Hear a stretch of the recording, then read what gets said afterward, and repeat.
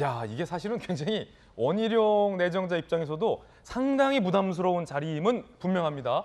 왜냐하면 현 문재인 정부에서 민주당 내부에서도 청와대에서도 부동산 정책은 참패했다라고 인정할 수밖에 없었던 것이 무수히 많은 국토부 장관들이 교체되면서 무수히 많은 부동산 정책들이 나왔는데 하나같이 다 실패했다라는 결과이거든요. 이거를 원희룡 장관 후보자가 만약에 임명이 되면 요거를 맡아서 부동산 정책을 해결해야 하는 게 원희룡 내정자의 가장 큰 임무이고 요 성패가 윤석열 대통령 당선인에게 있어서도 직결되기 때문에 상당히 부담스러운 자리일 텐데 국민들의 기억에는 원희룡 하면 대장동 1타 강사로 많이 기억되곤 합니다. 함께 보시죠. 국민들의 고통과 국민들의 눈높이를 국토, 부동산, 교통 분야에서의 전문가들과 잘 전맥시켜서 고통을 더는데 종합적인 역할을 하라는 뜻으로 받아들이고 있습니다.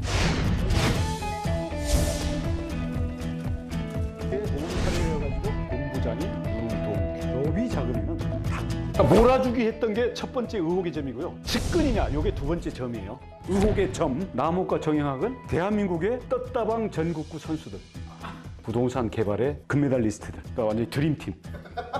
대장동에 대한 사업권, 이 땅을 수익계획으로 할지 가격을 얼마로 할지 여기에 수익 구조를 얼마로 할지 이걸 모든 것에 대한 최종 결정권이 누가 갖고 있다? 이재명 당시 성남시장이 갖고 있어. 재명아, 우리 다 걸고 한판 할까? 후보자가 걸고 한판 할까?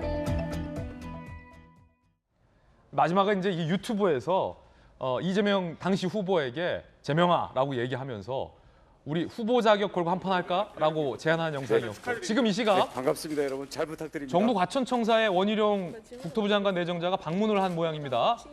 이 시각 라이브입니다. 한번 이야기 들어보죠. 말씀해 주시면 감사하겠습니다. 정말 어려운 문제, 너무나 큰 책임, 그리고 저로서는 갑작스러운 후보 지명이어서 한편으로는 좀 머리도 많이 아프고 과연 어떻게 풀어나가야 되나 많은 조언을 듣고 깊이 생각을 하고 있습니다. 무엇보다도 열심히 일하면서 살아가는 우리 서민과 중산층들이 정부의 실패로 인한 이 집값의 장벽이 도저히 넘어설 수 없는 현대판 신분 계급이 되어버리고 있는 이런 상황에 대해서 저는 국민들의 아픔과 미래에 대한 절망을 똑같이. 네, 이제 원희룡 국토부 장관 내정자 후보자가 청문회 준비를 해야 되기 때문에 이제 국토부 내에 청문회 준비팀, 일종의 TF팀이 꾸려져 있고 과천청사에 소위 출근을 한 모습입니다. 굉장히 부담스럽고 갑작스러운 인사 발탁이었다라고 원희룡 내정자 본인도 이야기를 한 바 있습니다. 김수영 교수님, 사실은 기자 출신이지만 저 포함해서 많은 대한민국의 기자들이 소위 물먹었습니다. 뭐냐면 이거 국토부 장관 후보자로 내정할 줄은 꿈에도 상상 못했어요. 원희룡. 아니, 언젠가는 뭐 어디에 쓰겠지.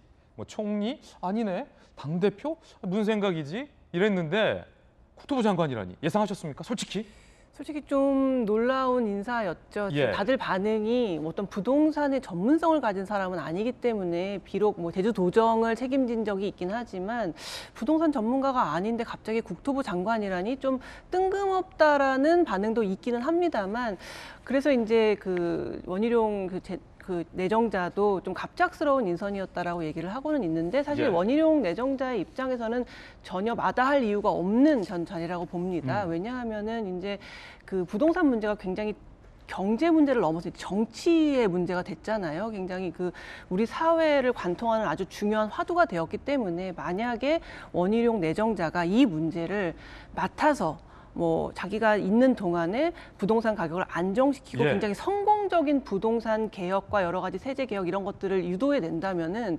국민들의 지지를 한 몸에 받을 수 있거든요. 그렇게 되면은 다음 대선 후보로까지 직행할 수 있는 그런 굉장히 탄탄한 정치적 입지를 다질 수 있는 자리가 바로 국토부 장관 자리이기 때문에 갑작스럽긴 하겠지만은 원희룡 내정자 입장에서는 아 여기에서 뭔가 내가 정치적인 승부수를 던져보리라라고 아주 그 다짐하고 있을 것 같은. 제주지사도 했고 대통령 후보이기도 했고 또 대장동 문제를 파고들었기 때문에 원희룡 내정자 입장에서도 일단은 자신 있다.